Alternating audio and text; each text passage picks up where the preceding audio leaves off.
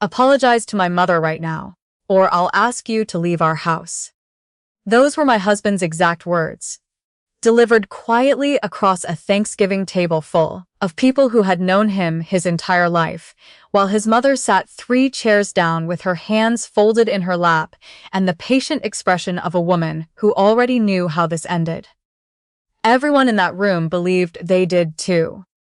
What none of them had considered, what my husband hadn't even begun to imagine, was what I had found inside his locked filing cabinet exactly 3 hours before I slid the turkey into the oven.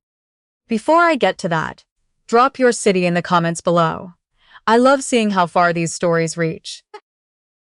My name is Laura. I'm 31 years old, and for 5 years, I was married to a man I genuinely believed was kind. Mitchell was thoughtful when we met, the sort of person who remembered how you took your coffee and texted to check in after a hard shift.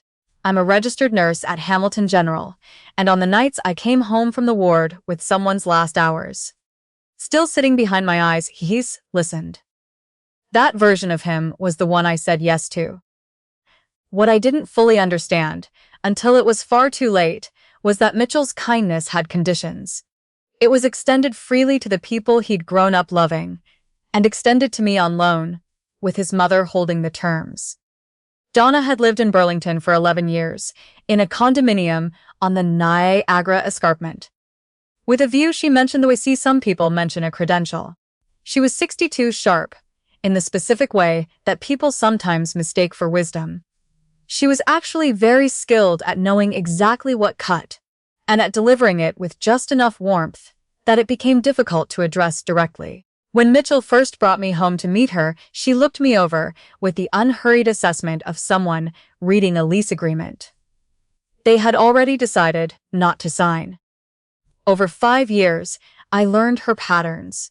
She criticized my cooking through the language of gentle suggestion, so it always appeared to be assistance. She framed my nursing career as admirable but inconvenient. All those overnight shifts must be hard on Mitchell. Does he manage all right? As though my work schedule were something I imposed on our household, rather than a condition of caring for sick people in a hospital.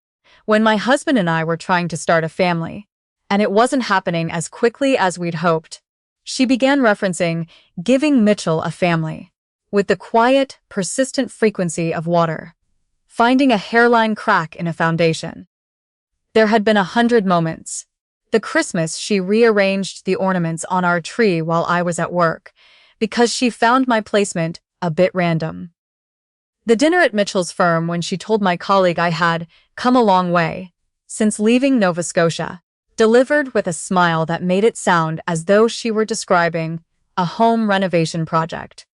The evening his brother called during our anniversary dinner, and Mitchell excused himself to take it, and didn't come back for 35 minutes, and when he did, he looked at me as though I were the one who had interrupted us. I swallowed all of it, one small surrender at a time.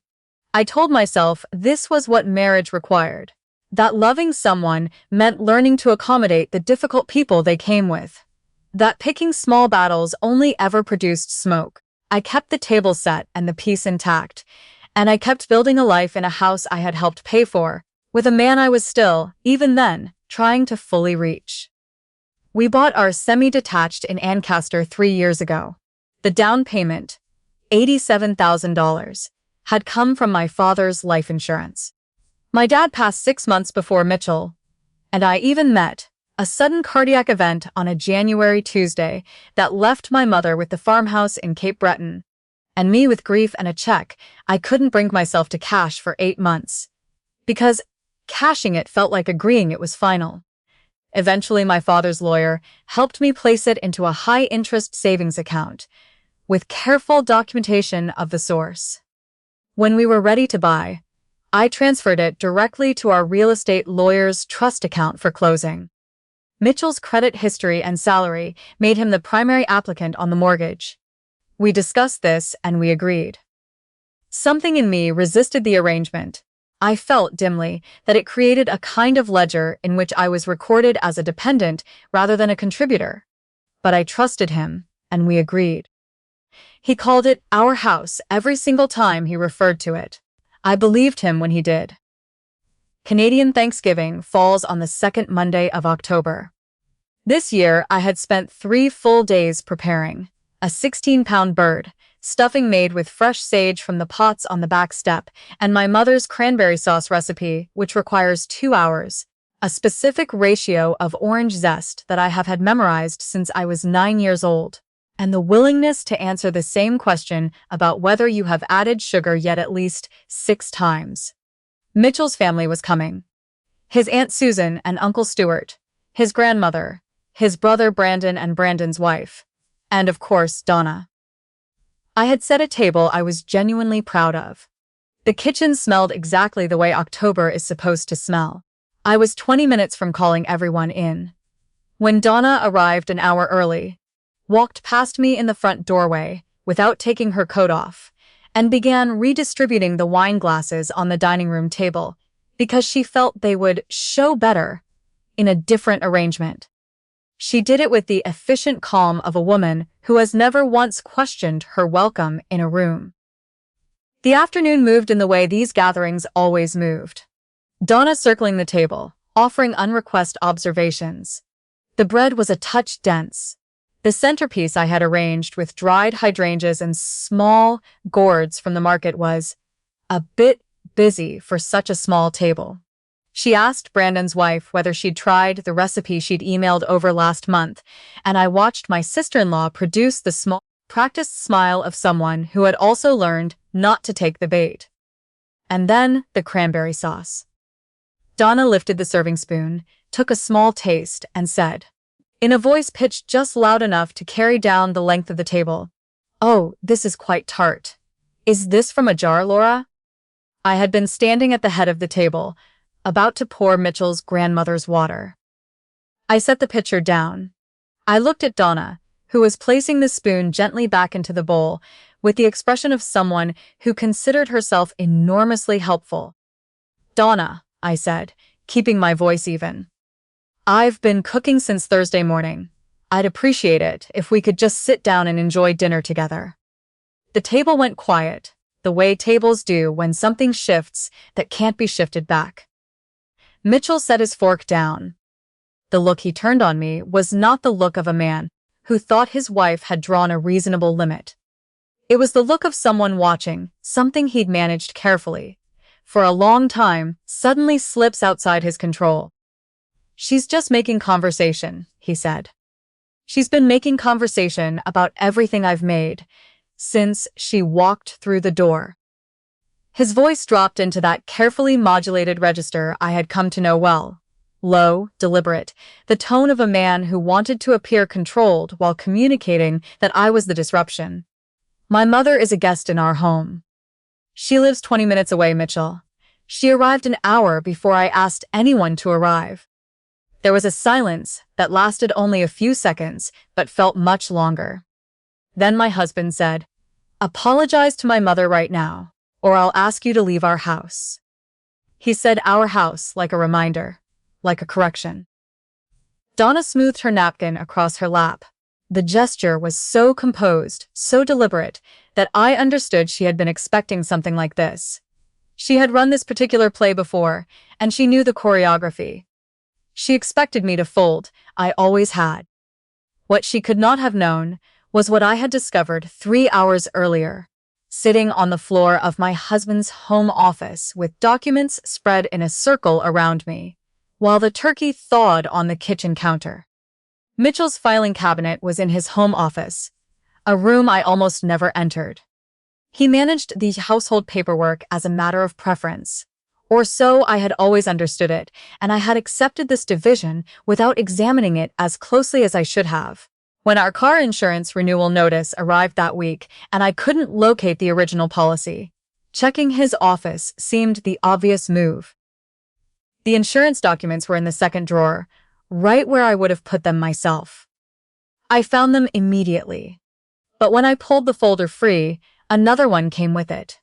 Thicker, unlabeled, tucked beneath the first. I almost put it back. I had a turkey to baste and a table to finish setting and people arriving in 3 hours.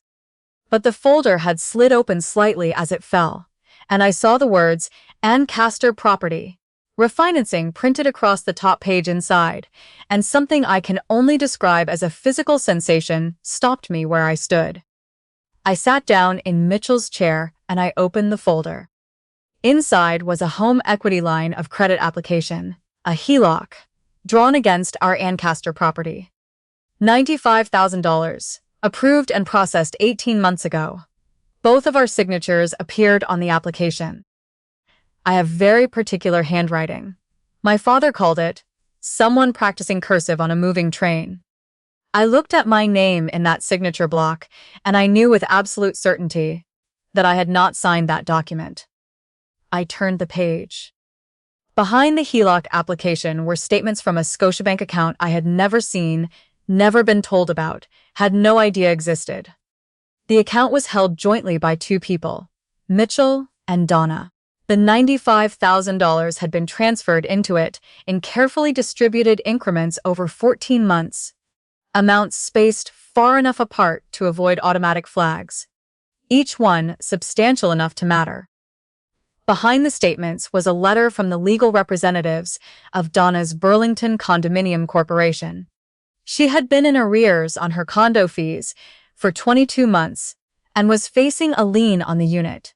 The Scotiabank statements showed her arrears cleared in a single payment, timed to the week after the first major deposit to the joint account. The remaining balance had flowed to Brandon in amounts the statements marked simply as loan repayment. His contracting business had dissolved 8 months before the first transfer. There was nothing to repay. And then, filed at the very back of the folder, were printed emails, a thread between Mitchell and his mother going back almost 2 years.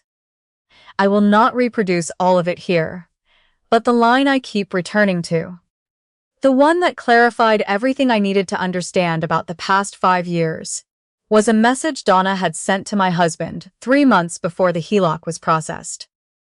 She doesn't need to be involved. She'll complicate things.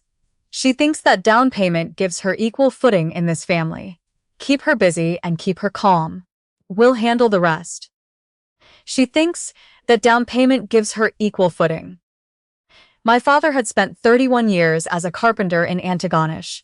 He built things with his hands and he was careful with money, and he left me something when he died. That money, his life's work, his last provision for me, was what Donna had decided I had no right to know about. I sat on that office floor for a long time. I'm not sure exactly how long. Long enough that the light through the blinds shifted by a degree or two. Long enough that the shaking in my hands moved into something else entirely. A cold, absolute clarity. The way the air gets in Hamilton on a clear January morning. Sharp and still and very, very quiet. I photographed every page of every document. I forwarded everything to my personal email. I found the business card of my father's family lawyer, a small Halifax firm that had handled his estate, whose number I had kept in my wallet for 7 years without knowing exactly why. And I sent the full package to his email with a message that said, "This is urgent. Please call me as soon as you can." Then I found the contact email for the property management company that ran Donna's Burlington condo building. I attached the relevant bank statements. I explained what the timing of the transfers would show when cross-referenced against the arrears payment schedule. Then I told them that the condo corporation deserved to understand the true origin of the funds that had cleared those arrears and who had been involved in moving them. I pressed send.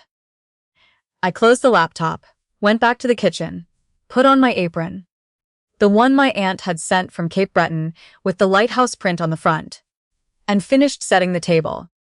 The cranberry sauce turned out exactly right. When Mitchell told me to apologize or leave, I stood up from the table. I pushed my chair back slowly and rose to my feet, and I watched Donna's expression shift almost imperceptibly, just the faintest settling around her eyes into something that looked like satisfaction. She thought she had this one. She had won versions of it many times before. I didn't walk toward the front door. I walked along the length of the dining table, past Brandon, who was suddenly finding his bread plate extremely interesting. Past Aunt Susan, whose hand hovered near her wine glass in the hovering way of someone deciding whether to take cover. Past Mitchell's grandmother, who was 82 years old and watched me with the level, deliberate attention of someone who has seen a great deal and is not easily startled. I walked until I was standing directly behind Donna's chair. I leaned down. I know about the $95,000 home equity line of credit you convinced Mitchell to process against this property, I said very quietly, close enough that only she could hear me. I know my signature was forged on that application. I know your name is on the joint Scotiabank account, where every dollar of that money landed, including the portion that cleared your condo arrears. I paused just briefly. Your property management company received an email from me about 2 hours ago. I included the bank statements. I straightened up. Donna's breath changed. A short, involuntary sound, a sharp, swallowed intake, like something had struck her somewhere soft. What did you just say to her? Mitchell demanded from the other end of the table, pushing back his own chair. Ask her yourself, I said. Donna's phone, sitting face up beside her bread plate, began to vibrate. She looked at the screen. Whatever name or number appeared, there drained what remained of the color from her face. She pushed back from the table so abruptly that her chair legs scraped across the hardwood in the absolute silence of the room. The sound enormous and wrong. Mitchell. Her voice had lost everything I recognized in it. The deliberate composure, the careful authority, the measured warmth she deployed like a tool. What was left underneath was something naked and unsteady. I need to speak with you. Outside, right now. What is happening? Mitchell's voice was rising, his gaze moving between his mother's face and mine. I could see the moment the calculation shifted for him, not understanding yet, but beginning to register that something had happened that his mother had not prepared him for. I reached into my cardigan pocket and placed the folder on the center of the table. Not dramatically. I simply set it down between the cranberry sauce and the candles and let it sit. That's the HELOC application with the forged signature, I said, in the steady tone I use when I'm walking a patient's family through something difficult. Clear, unhurried, leaving no room for misunderstanding. Behind it are the Scotiabank statements for the joint account neither of us was supposed to know about, and the email thread between you and your mother explaining why I needed to be kept in the dark. I looked at Mitchell directly, specifically the email where she explains that my down payment was making me think I had equal footing in my own home. Your words, Donna. Printed, filed. In your son's desk. Mitchell picked up the folder. The room held its breath. I watched him read. I watched the colors leave his face in stages, the way light leaves a room when the sun moves behind clouds, gradually and then all at once. I watched his hand flatten against the tabletop when he reached the email thread. Laura, there's context here. There are things you don't have the full picture on. The picture I have, I said, is that my father's life insurance paid for the down payment on this house. And someone forged my name on a mortgage application to extract $95,000 from the equity and moved it into an account I didn't know existed to pay off your mother's condo debt and give your brother money for a business that had already failed. Brandon had gone very still. He did not look up from his plate. Mitchell's grandmother, 82 years old, upright in her chair, looked at Donna with an expression I will not soon forget. It was not surprise. It was the expression of someone who has carried a suspicion for a long time and is watching it confirmed at last. You have 30 minutes, I said to Mitchell. I looked at Donna, who was still standing behind her chair, with both hands gripping the back of it, her phone pressed flat against her chest. Both of you, if you're still on this property at 7 o'clock, I will call the police. My lawyer already has copies of everything in that folder, including the forged signature page. In Ontario, that is not a civil matter. Mitchell looked around the table, at his aunt, at his brother, at his grandmother. and found no one looking back at him with rescue in their expression. The room stayed silent. 31 minutes later, his car backed out of the driveway. The weeks that followed were not clean or simple, and I think it would be dishonest to describe them as though they were. Standing up at that dinner table was necessary and true, but the road after it was not immediately clear. There were nights, many nights, when I came home from a 12-hour shift and sat in my kitchen and felt the particular, specific loneliness of living inside a decision you know is right, but that hasn't yet become easy. My colleague Vivienne, who had worked alongside me at Hamilton General since my first year, brought food twice without asking and said nothing about it. That was exactly right. My lawyer moved quickly. The HELOC documentation was straightforward. The forensic issues with the signature were unambiguous, and Mitchell, after being advised by his own legal counsel of what the forged signature exposure meant, did not contest the divorce. Donna spent a protracted and difficult several months in conversation with the condo corporation's legal team about the provenance of the funds that had resolved her arrears. I don't know every detail of how that concluded. I know it was not resolved quietly or easily. Brandon arranged private repayment terms for the funds that had gone to him outside of court as part of a broader settlement. Mitchell called twice in the first week. He texted after that, something carefully worded about wanting to have a proper conversation, about how things had gotten out of hand, about how he had always cared about me and hoped I knew that. I read it once. I forwarded it to my lawyer. I did not respond. The divorce was finalized in the spring. I was awarded full ownership of the Ancaster property. The court was unequivocal on this point, and a settlement that accounted for the misappropriated equity. I listed the house in May. It sold in 5 days, $13,000 over asking, to a couple from Mississauga who walked through twice and fell in love with the kitchen layout. I left them a note on the counter with my mother's cranberry sauce recipe. I'm writing this from a farmhouse in Prince Edward County. I found it in early June, a 120-year-old white clapboard house on a gravel road with more apple trees than streetlights, and a back porch that faces west over a field that catches the last of the evening light in a way that still, 4 months in, makes me stop and look every single time. My cat relocated without complaint and has since appointed herself the official monitor of the back garden, a responsibility she takes seriously. I picked up shifts at a hospital in Belleville, 40 minutes up the road, and I have been accepted into a nursing leadership program. I had been deferring for years, quietly, without making a decision about it. The way you defer things when you're managing everyone else's priorities before your own. My mother came from Nova Scotia in August. We sat on the back porch 2 evenings in a row, mostly quiet, listening to the field go still as the light changed, and it was the most at ease I had felt in longer than I could comfortably calculate. People ask me sometimes whether I feel foolish for not seeing it sooner, whether I blame myself for trusting him.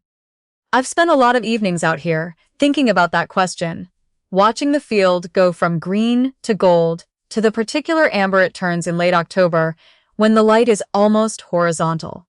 Here is what I've come to. Trusting someone is not a character flaw. Being deceived by someone who was working very hard to deceive you is not the same as being naive. And the moment my husband stood at the head of a dinner table in a house my father's work had helped build and pointed toward the door and told me to leave, he did not end my story. He simply showed me clearly enough that I could finally act on it, that I needed to write the rest of it myself. What would you have done in my place?